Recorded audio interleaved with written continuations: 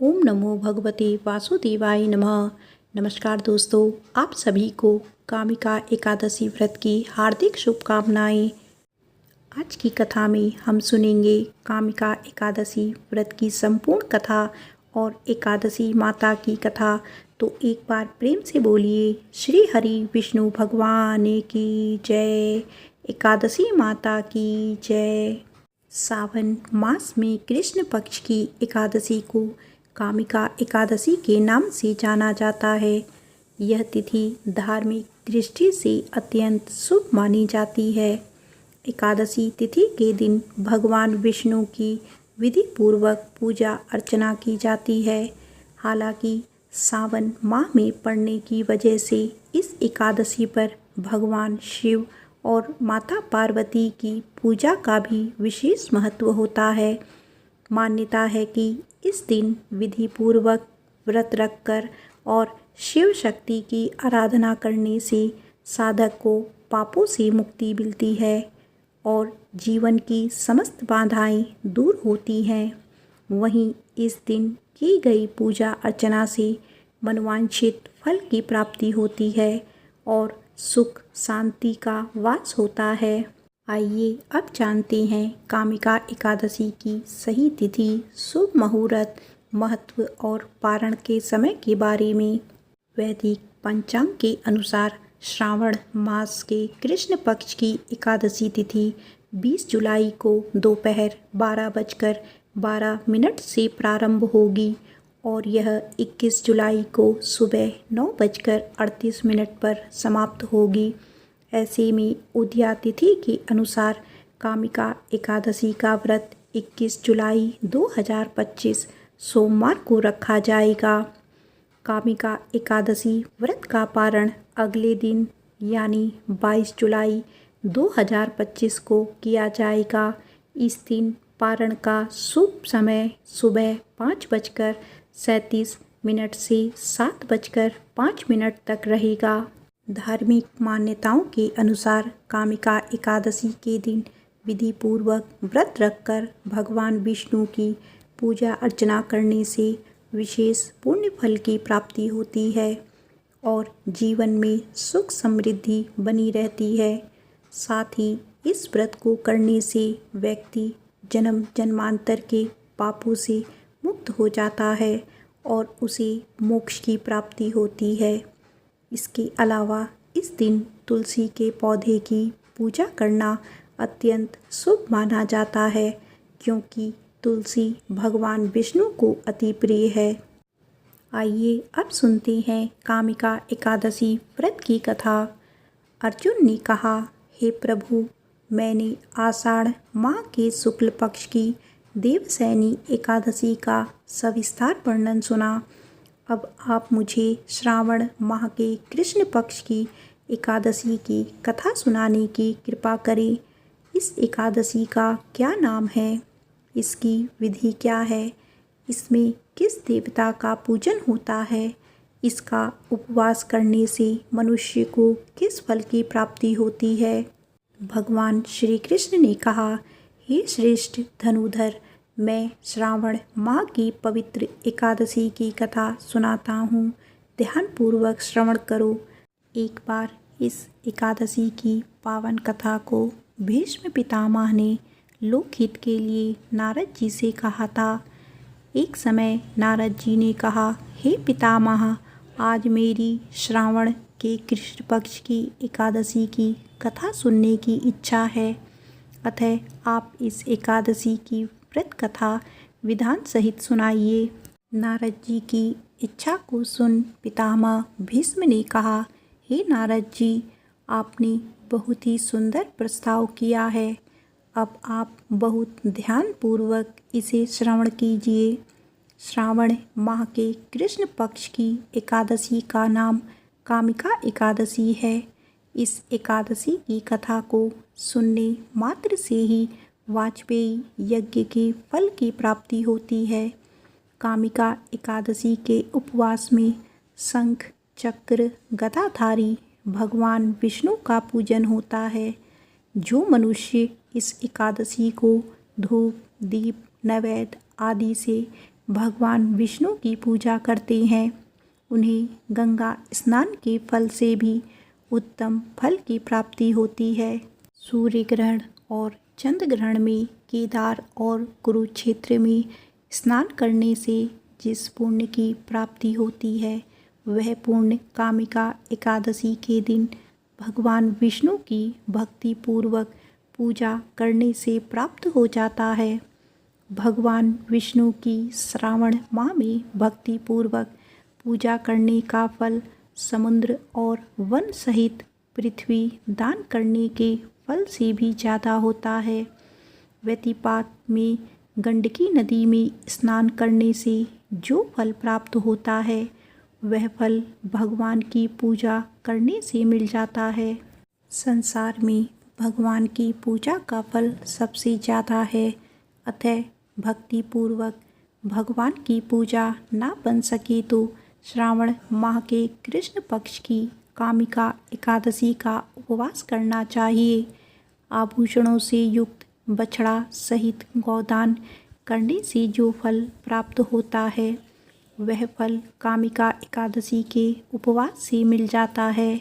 जो उत्तम द्विज श्रावण माह के कृष्ण पक्ष की कामिका एकादशी का उपवास करते हैं तथा भगवान विष्णु का पूजन करते हैं उनसे सभी देव नाग किन्नर पितृ आदि की पूजा हो जाती है।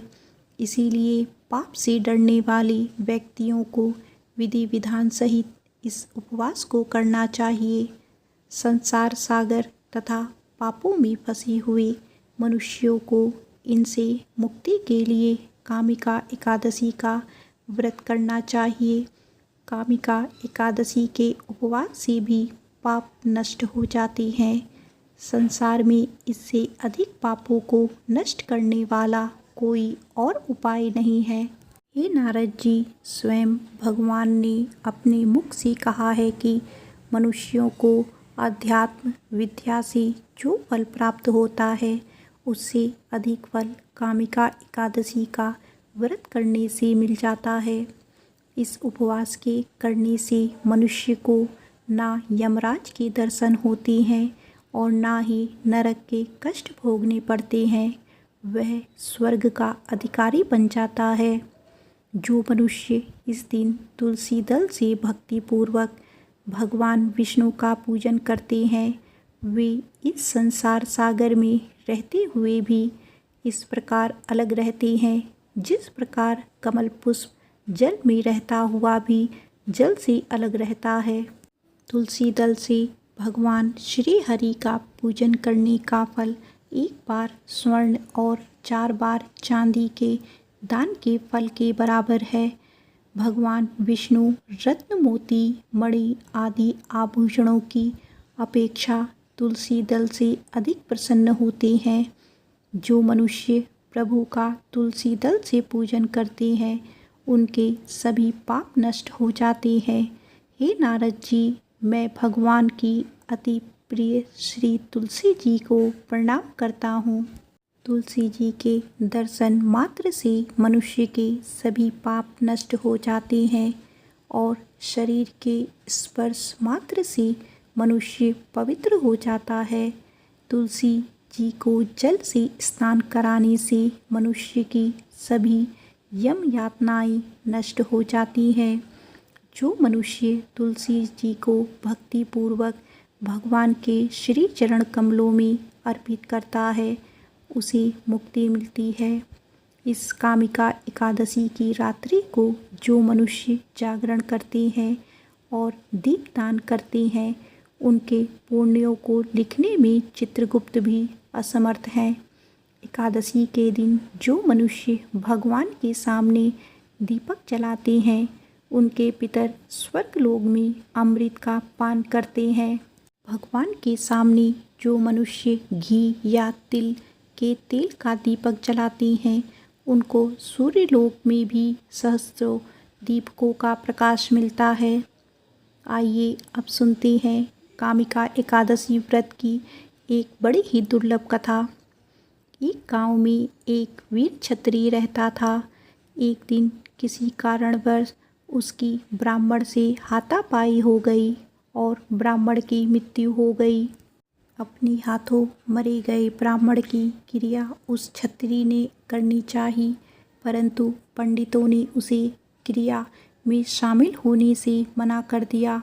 ब्राह्मणों ने बताया कि तुम पर ब्रह्म हत्या का दोष है, पहले प्रायश्चित कर इस पाप से मुक्त हो, तब हम तुम्हारे घर भोजन करेंगे। इस पर क्षत्रिय ने पूछा कि इस पाप से मुक्त होने का क्या उपाय है।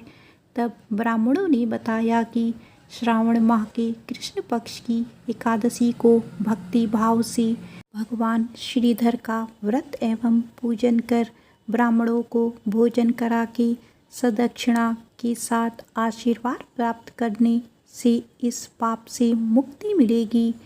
पंडितों की बताई हुए तरीके पर व्रत कराने वाली रात में भगवान श्रीधर ने क्षत्रिय को दर्शन देकर कहा कि तुम्हें ब्रह्म हत्या के पाप से मुक्ति मिल गई है। इस व्रत के करने से ब्रह्म हत्या आदि के सभी पाप नष्ट हो जाते हैं और इस लोक में सुख भोग कर प्राणी अंत में विष्णु लोक को जाते हैं। इस कामिका एकादशी के महात्म्य के श्रवण व पठन से मनुष्य स्वर्ग लोक को प्राप्त करते हैं। एक बार प्रेम से बोलिए श्री हरि विष्णु भगवान की जय, माता लक्ष्मी की जय। आइए अब सुनते हैं एकादशी माता की कथा। एक बार एक राज्य में एक राजा रहा करता था। राजा बहुत ही बुद्धिमान और बलशाली था। राजा सदैव अपनी प्रजा का बहुत अच्छे से ध्यान रखता था। प्रजा भी अपने राजा को बहुत पसंद करती थी। राजा की 2 बेटियां थीं। राजा अपनी दोनों बेटियों से बहुत प्रेम करता था। राजा की छोटी बेटी देखने में बहुत सुंदर और आकर्षण थी और राजा की बड़ी बेटी छोटी बेटी के मुकाबले थोड़ा कम सुंदर थी। राजा की छोटी बेटी ग्यारस माता की पूजा किया करती थी और सभी लोग राजा की छोटी बेटी से बहुत ही प्रेम किया करते थे और बहुत प्रशंसा किया करते थे। राजा भी अपनी छोटी बेटी को बड़ी बेटी से अधिक प्रेम करता था, जिसके कारण राजा की बड़ी बेटी को अपनी छोटी बहन से बहुत नफरत होने लगी थी। राजा की दोनों बेटियां जब बड़ी हो गई, तब एक पड़ोस राज्य में रहने वाला राजकुमार राजा की बड़ी बेटी के लिए रिश्ता लेकर आया। लेकिन जैसे ही उस राजकुमार की नज़र राजा की छोटी बेटी पर पड़ी, तो वह राजकुमार राजा की छोटी बेटी पर आकर्षण हो गया और उसे पहली ही नज़र में प्रेम कर बैठा। उस राजकुमार ने राजा की बड़ी बेटी के साथ विवाह करने से मना कर दिया और उसने राजा से कहा कि मैं आपकी छोटी बेटी से विवाह करना चाहता हूँ। जिसके बाद राजा की बड़ी बेटी यह देखकर अपनी छोटी बहन से बहुत क्रोधित हो गई और राजा की बड़ी बेटी से अपनी छोटी बहन को अपना सबसे बड़ा दुश्मन मान लिया। राजा की छोटी बेटी ने अपनी छोटी बहन से बदला लेने का निर्णय किया, जिसके लिए उसने अपनी छोटी बहन को जान से मारने का प्लान बनाया। राजा की बड़ी बेटी ने अपनी छोटी बहन को मारने के लिए सबसे पहले एक लड्डू में जहर मिलाकर अपनी छोटी बहन को दे दिया और उसको लड्डू खाने के लिए कहा। लेकिन लड्डू खाने के बाद भी छोटी बहन को कुछ नहीं हुआ।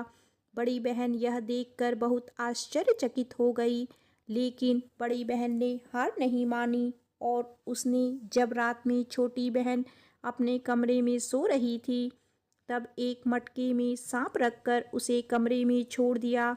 लेकिन सांप भी छोटी बहन का कुछ नहीं कर पाया। जिसके बाद बड़ी बहन ने अपनी छोटी बहन से कहा कि चलो हम लोग कुएं में से पानी भर कर लाते हैं। जिसके लिए वह अपनी छोटी बहन को पानी भरने के बहाने कुएं के पास ले गई और उसने अपनी छोटी बहन को कुएं में धक्का दे दिया। लेकिन छोटी बहन को तब भी कुछ नहीं हुआ, क्योंकि हर बार ग्यारस माता उसकी रक्षा कर रही थी और उधर बड़ी बहन अपने सारे प्रयासों के बाद असफल हो रही थी, जिससे वह बहुत क्रोधित होती जा रही थी। फिर उसने अपनी छोटी बहन के पास जाकर उससे खुद ही पूछा कि मेरी छोटी बहन, तुम मुझको बताओ कि भगवान ने सबकी मृत्यु एक निश्चित समय पर लिखी हुई है और कैसी तुम्हारी मृत्यु होगी, क्या तुम जानती हो? तब छोटी बहन ने अपनी बड़ी बहन को बताया कि हाँ, मैं तो जानती हूँ मेरी मृत्यु कैसे होगी। छोटी बहन से यह बात सुनकर बड़ी बहन मन ही मन बहुत प्रसन्न होने लगी और उसने अपनी छोटी बहन से कहा कि तू मुझे अपनी मृत्यु का राज बताओ। छोटी बहन ने अपनी बड़ी बहन से कहा कि मेरी मृत्यु तो एक तोते में है। जो तोते के गले में एक हार है, उससे मेरी मृत्यु होगी। जब तक कोई भी व्यक्ति तोते को मारकर वह हार अपने गले में पहनेगा तो मैं मूर्छित हो जाऊंगी, और जैसे ही उस हार को अपने गले से उतारेगा तो मैं वापस ही जीवित हो जाऊंगी। अपनी छोटी बहन की मृत्यु का राज जानकर बड़ी बहन बहुत खुश हो गई और उसने अपनी छोटी बहन को मारने के लिए उसके पालतू तोते को ढूंढना शुरू कर दिया। और छोटी बहन को इस बात का आभास हो गया था कि कोई उसकी जान लेना चाहता है, जिसके लिए वह अपने पिताजी के पास गई और उसने अपने पिताजी से कहा कि पिताजी, मेरी मृत्यु के बाद आप मुझे जलाइएगा मत, बल्कि आप मुझे अपनी पुरानी वाली हवेली में एक पलंग पर लिटाकर छोड़ दीजिएगा। अपनी छोटी बहन की यह बात सुनकर राजा बहुत आश्चर्यचकित हो गए। राजा ने अपनी छोटी बहन बेटी से पूछा कि बेटी, तुम ये क्या कह रही हो? जब राजा की छोटी बेटी ने बताया, पिताजी, समय किसी के लिए नहीं रुकता है, कब क्या हो जाए किसी को कुछ पता नहीं है। और फिर राजा ने अपनी छोटी बेटी से कहा कि तुम ऐसी बातें क्यों कर रही हो? 2-3 दिन में तुम्हारा विवाह है। लेकिन छोटी बेटी ने अपने पिताजी को ऐसा करने पर मजबूर कर दिया और उनसे वचन ले लिया। राजा ने भी अपनी छोटी बेटी की बात स्वीकार कर ली और 2-3 दिनों के बाद जब शादी का समय आया, तब राजकुमार बारात लेकर राजा के घर आया। राजकुमार और राजा की छोटी बेटी का विवाह शुरू हो गया। जैसे ही राजा की छोटी बेटी राजकुमार के साथ फेरे लेना शुरू करती है, तो उसकी बड़ी बहन अपनी छोटी बहन के कमरे में जाकर उसके तोते को पकड़ लेती है और उसको जान से मार देती है। तोते के गले में जो हार था उसको अपने गले में धारण कर लेती है। जैसे ही बड़ी बहन उस हार को अपने गले में धारण करती है, तो उधर छोटी बहन 3.5 ही फेरे ले पाती है और वहीं पर बेहोश होकर गिर जाती है। इसके बाद राजा ने बड़े बड़े दर्द हकीमों को बुलवाया और अपनी छोटी बेटी का इलाज करने के लिए कहा।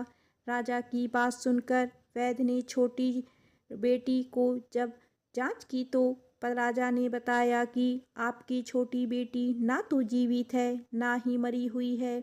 यह मैं ऐसा पहली बार देख रहा हूँ। राजा ने वैद्य और हकीम को यह बात बाहर बताने से मना कर दिया और उनको कहा कि अगर तुमने यह बात किसी को बाहर बताई तो हम तुम्हें फांसी दे देंगे। राजा ने अपनी छोटी बेटी को पुराने महल में जाकर एक पलंग में लिटा दिया और वहाँ पर कुछ सैनिक को तैनात कर दिया। वापस अपने महल आ गया। राजा की बड़ी बेटी अपने पिताजी के पास आई और कहने लगी कि पिताजी, अगर यह शादी संपन्न नहीं हुई तो आपकी इज्जत का क्या होगा? आप कहें तो मैं आपकी इज्जत बचाने के लिए राजकुमार से शादी करने के लिए तैयार हूँ। जिसके बाद राजा ने अपनी बड़ी बेटी की बात मान ली और राजा ने बड़ी बेटी को छोटी बेटी के कपड़े पहनाकर मंडप पर भेज दिया। लेकिन राजकुमार यह जान गया कि यह राजा की छोटी बेटी नहीं, बल्कि यह राजा की बड़ी बेटी है। लेकिन जब राजकुमार ने शादी करने से मना किया, तो सभी लोगों ने राजकुमार को विवश करके राजा की बड़ी बेटी से बचे हुए फेरों को संपन्न करा दिया और विवाह करवा दिया। इसके बाद राजकुमार राजा की बड़ी बेटी को अपने महल ले गया। राजकुमार राजा की बड़ी बेटी से ना तो बात करता था, न ही उसको पसंद करता था और ना ही उसके आसपास भटकता था। और राजकुमार ने यह फैसला लिया था कि वह अपनी प्रेमिका को ढूंढकर ही रहेगा, यह जान कर रहेगा कि उसके साथ क्या हुआ है। एक दिन राजकुमार अपने घोड़े पर सवार होकर राजा के पुराने महल के पास पहुंच गया, जहां पर उसने कुछ सैनिकों को देखा। महल के पास पहुंचकर राजकुमार ने जब महल को ध्यान से देखा तो वह समझ गया कि यह तो हमारी ससुर जी का महल है। तब राजकुमार ने सैनिकों से पूछा, तुम यहाँ क्या कर रहे हो और इस महल के अंदर उस पलंग पर कौन लेटा है। जिसके बाद सैनिकों ने बताया कि यहाँ पर राजा की छोटी बेटी लेटी है। यह सुनकर राजकुमार बहुत प्रसन्न हो गया और वह तुरंत अपनी प्रेमिका के पास पहुँच गया और उसकी सेवा करने लगा।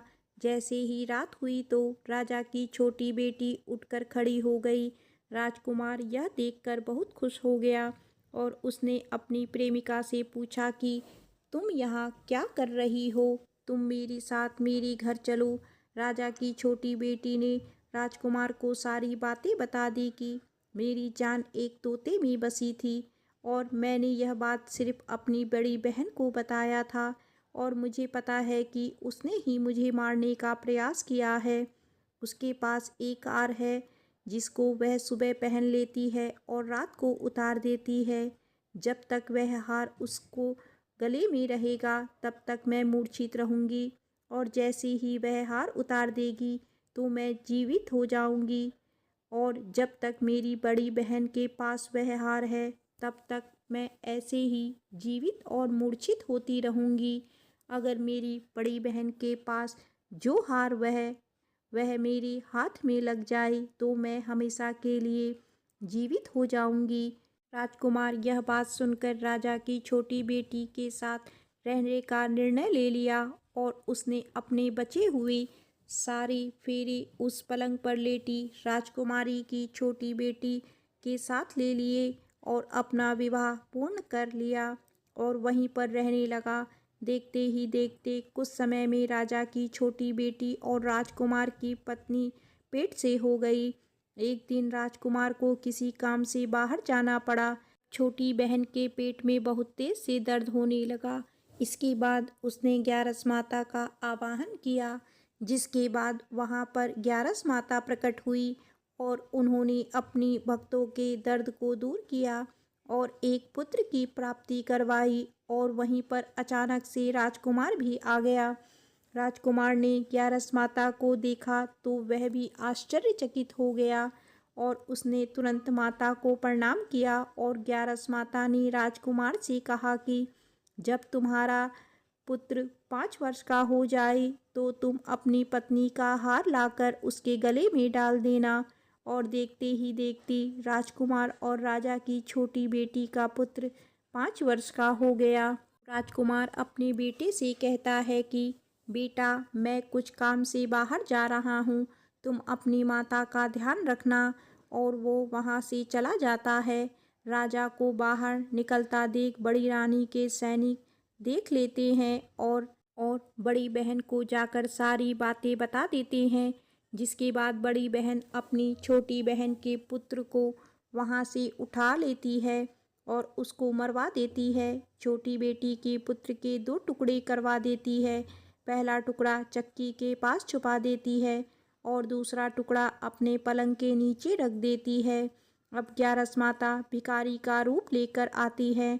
एक भिखारी का रूप रखकर बड़ी बहन के पास चली जाती हैं, जिसके बाद वहाँ पर भिक्षा मांगने लगती हैं। बड़ी बहन अपने नौकरों से कहती है कि जाकर भिक्षा दे दो, लेकिन जैसे ही नौकर ग्यारस माता को भिक्षा देने के लिए आते हैं तो माता उन्हें मना कर देती है और कहती है कि मैं तुम्हारी महारानी से ही भिक्षा लूँगी। जिसके बाद बड़ी बहन स्वयं ही भिक्षा देने के लिए माता के पास आती है। तब माता एक बिल्ली का रूप लेकर उसके कमरे में चली जाती है और वहाँ पर छोटी बेटी के पुत्र के कोई 2 टुकड़े को आपस में जोड़ देती है और उसे जीवित कर देती है।